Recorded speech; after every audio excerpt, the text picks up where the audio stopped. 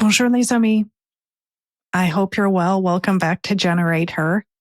So happy to have you here if you are returning, and welcome if you're new. I'm really pleased to have you listen in. So I'm broadcasting to you from the city of Paris.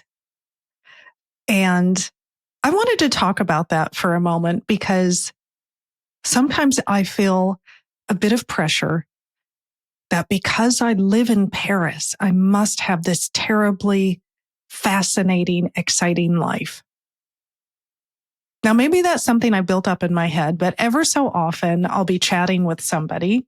In fact, my friend Melissa had me on her podcast not too long ago. It was more of a YouTube live.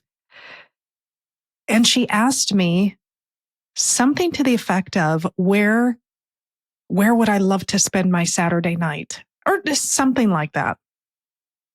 And my honest truth was, on my couch.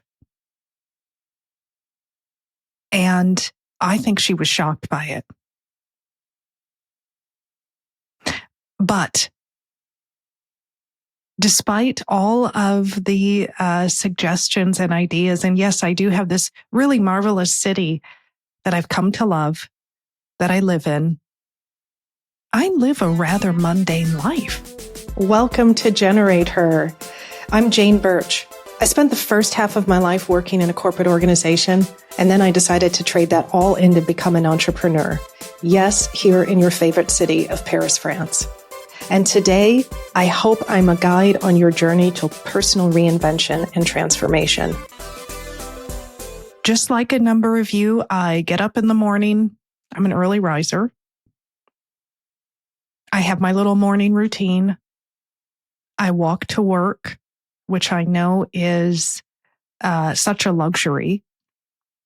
I go to work, and then I walk home, and I make a very modest dinner.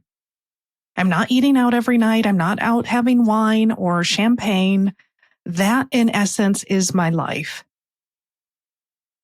So you could transplant me to any city in the world, and that is exactly what I would do.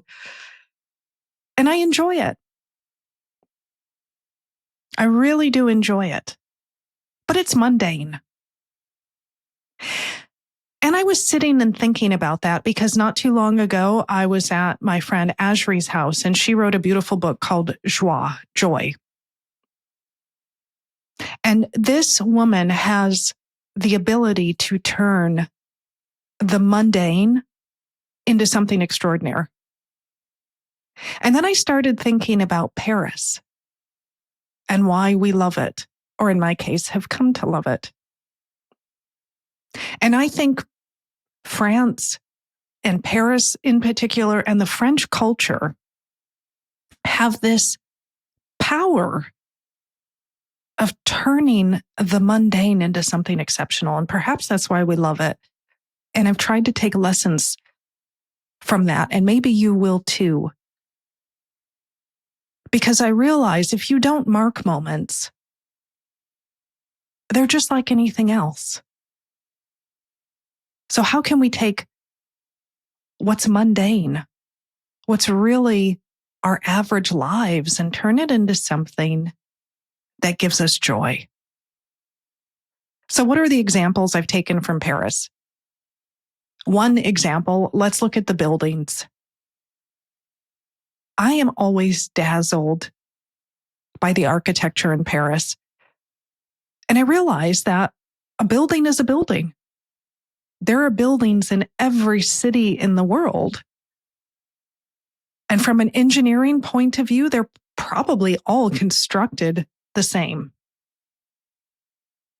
What Paris has managed to do, and what the French culture manages to do, is to take that building, and yes, it has probably the same structure as anything else, but then turn it into something beautiful, turn it into something eye-catching, turn it into something that when you walk down the street, if you take time to look at it, you appreciate it.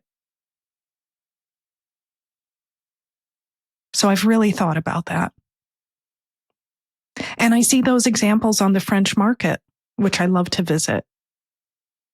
Yes, there's oranges and broccoli and this time of year asparagus, but they take such pride in what they do that just the way they arrange it is so visually appealing, it pulls you in.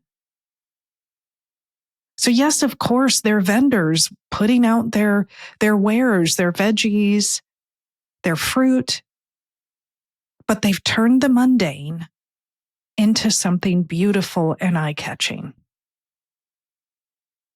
How can we use those lessons? How can we use those lessons as something I'm always asking myself? And one great lesson I have that I take away is introductions. When people are introducing each other here, and I'm talking more about formal introductions.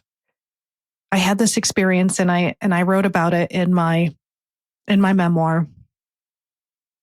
When I first came to work here, the presentation, the presentation, when somebody introduces you to someone else. And it really is, presentation is the correct word because that's what happens. So in the mundane, we meet people every day. Hopefully. But what the French culture has done is they've taken that introduction and they have literally turned it into a presentation. And while at the time I stood there thinking, my goodness, this is a bit over the top, I've now come to appreciate it so much. Because the act of taking care to understand exactly who I am and where I come from and why I should matter to that person was all taken into account in the presentation. So again, that mundane act of introducing someone turns into this beautiful affair where all three parties feel important. Where me, or I, the person who's getting introduced, is astonished by the care that this person is taking in introducing us. And the person I'm meeting must feel the same. And then I think about the person that's doing the introductions and how they must feel pride and pleasure in connecting us. Wow. So some of those lessons I've taken away from living here is turning the mundane into something wonderful.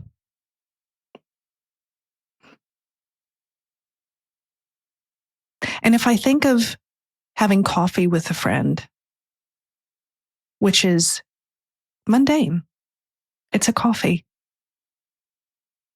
Here, it's turned into something wonderful, something a bit more. It's an opportunity to connect. It's an opportunity to share your wishes and your dreams and your fears and your ideas and to exchange. So taking time to do that is how you turn the mundane into the exceptional. And I'll be the first to admit, when I first moved here, I would set some coffee dates. And if people are going to take time with you outside of their professional lives, that's an effort for them. But I would set in my calendar 1 hour thinking, okay, we're going to have our coffee and then I'll be back in my office by X time and on to the next thing. That never happened. Because that mundane coffee, if we were both very present, would turn into something wonderful. Same with a lunch. Same with any time you're connecting with someone new.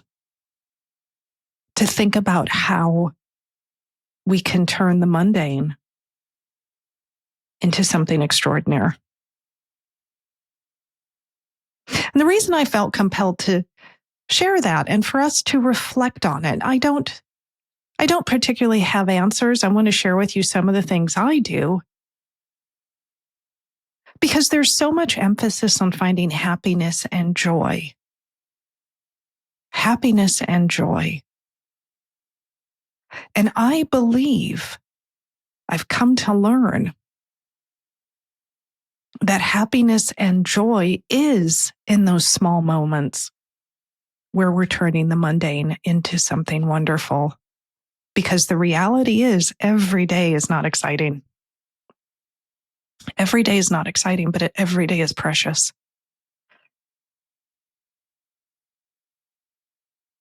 So me and my close group of friends, we've tried to put together activities that force us to do that. And I want to share some with you. And I hope that these inspire you to try some fun things at home so you do the same. I have a friend that we have a standing quarterly lunch. So that means 4 times a year. Now, do we see each other more than 4 times a year? Absolutely. However, we've taken the mundane, i.e. the catch-up lunch date, and we have turned it into something that's probably now bordering over the top. But he and I both agreed that we want to create special moments together. We want to take the normal and turn it into something fun. So one, we've set a quarterly lunch date. Each of us takes charge of where we're going to go. And it must be somewhere special. That doesn't mean over the top fancy. That means that we must take time to think about it. It is probably a bit more than just an average lunch. We try to choose someplace new and different. And beyond just setting that lunch date, we don't tell the other person where we're going. They have to figure it out. And the way they figure it out is through a riddle. Now, this has evolved over time. I don't know how we got into this riddle situation. But my friend was in charge last time, and which was just this past week. And he wrote this most beautiful riddle, which forced him to find out the history of this restaurant and where it is, and to drop clues in where we were going. And I loved it. The only thing I don't love is now the pressure is on for me to do the same when we have our next date, which is July 4th. So that's just a small example of turning the mundane into something exciting. And in the end, it's just a lunch, but it's become so much more. I also want to talk about hosting and having friends over. And yes, a dinner is a dinner. In the end, we're just eating. But how can you turn that into something wonderful? How can you turn the mundane into something wonderful? And I was at a gathering at a friend's, and it was more of a aperitif dînatoire, meaning there wasn't a seated meal. There were more people than could be accommodated seated. That was just fine. Everybody brought something, and she laid out this beautiful spread. And one of her activities that evening was that everybody had to write on a piece of paper who they would be, what artist they would be if they could. And it was just so fun. One, coming up with who would you be? And then 2, in the discovery of who said what and why. And I thought that was pretty wonderful. It added this extra touch of excitement and fun to the evening. Again, turning the mundane into something wonderful. So that's my challenge for all of us. How can we take our everyday, the good, the bad, and transition it into something that we love and we appreciate, and something that helps us to make a memory? And if you're struggling to find ideas and you've been to Paris, think and take example from some of these wonderful ways this city and the culture turn the mundane into something extraordinary. Whether it's the buildings, whether it's the way the vendor at the market takes time to organize their produce, whether it's the way the shopkeeper creates a beautiful display to attract you in, whether it's the way people get dressed, not in sweatpants and a t-shirt, but they get dressed to go grocery shopping, or whether it's the way you see two friends enjoying a coffee together and making it a special moment. And you don't have to come to Paris to do those things. Those are the things we can do at home and in the communities that we have and in the everyday mundane lives we have. So friends, a little food for thought around how do we transition these average lives we all live, including myself, from the mundane into something wonderful. If you do, let me know your tips and your secrets. I'd love to hear them. So until next time, my friends, I wish you a beautifully mundane week ahead, peppered with all of those little extraordinary moments that you can create for yourself and for those around you. I hope you enjoyed this episode. If you did, please share it. Share it with a friend who you want to create something fun with. Or perhaps sit and journal and think about what you can do with your everyday life to infuse a bit of joy and excitement. And don't forget, I have journal prompts. You can find them on my website, janebertch.com/journal.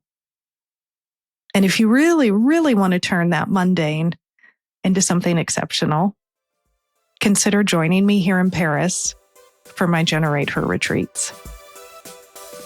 Until next time, my friends, à bientôt.